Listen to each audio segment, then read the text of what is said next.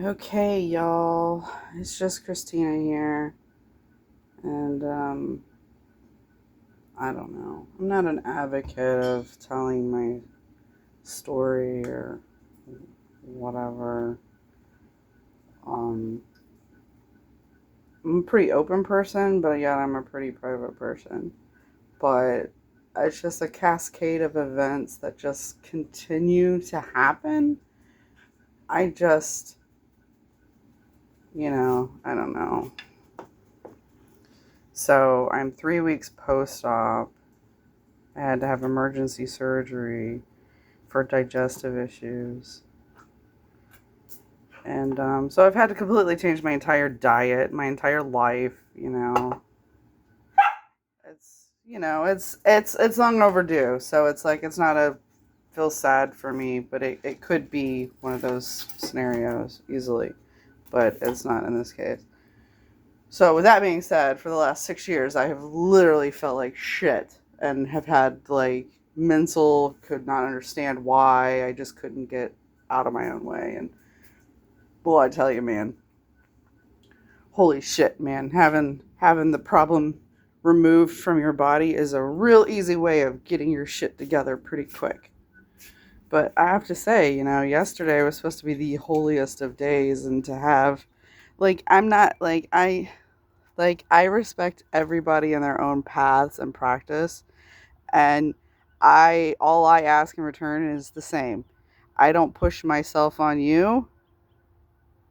However, a gentleman was in my backyard yesterday when I and my boyfriend were trying to have just a calm moment before he had to leave to work.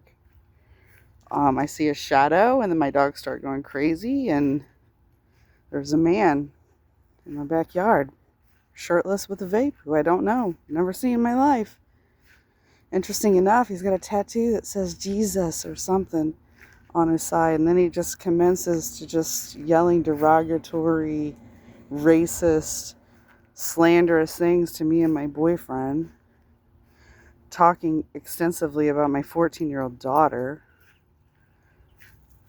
Like, I've got some kind of human trafficking shit going on that he's interested in, and then my canoe.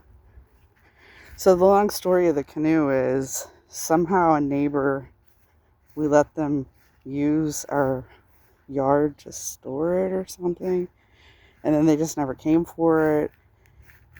And then I would use it in the canal with the kids once or twice, but it's a pretty heck of a drop for a 5'2" woman with two kids, ADHD kids, to try to, but I did it a couple of times. And it was a pretty fun experience. Um, it was a pretty fun experience, but yeah. So, when my marriage fell apart and I was trying to revamp and get my yard safe and clean and changed up, I decided to make a planner out of it. And my kids wanted to paint with her best friend, and I've got beautiful pictures of my daughter and her best friend painting down by the canal. So then for this man who wants the canoe and is threatening that if I don't give it to him, he's going to come take it anyway, that it looks like a piece of shit in my yard, and I'm white trash. Essentially, I'm white trash, and I'm a crackhead, and I smoke crack. He saw me smoke crack out of a crack pipe, and then I've got all my windows blocked. Okay, so yeah, I had a lanai here pre-Ian. They got ripped off. That, I have no insurance, so it is what it is. That is a long, complicated story that we will leave for another time. This, I literally just hung that up because that goes right to my living room where you can see my daughter, myself, my dogs, everyone. So I blocked that off. And like the next morning, I have a guy yelling at me that I'm like a crackhead blocking off windows. Why? Are you sitting on your lanai in that chair right there watching me and my kids? Hmm. Then he's like, oh, your house looks like shit. Yeah, Hurricane Ian. I had no insurance, so It is what it is. You want to come help instead of judge?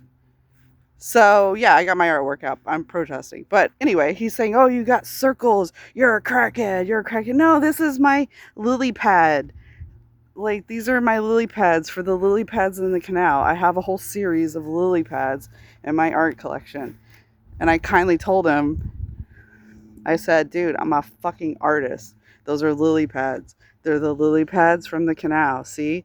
Lily pads. And I saw a light bulb go off in his head, and he was like, oh. And I just fucking walked in, because at that point, I was done being harassed.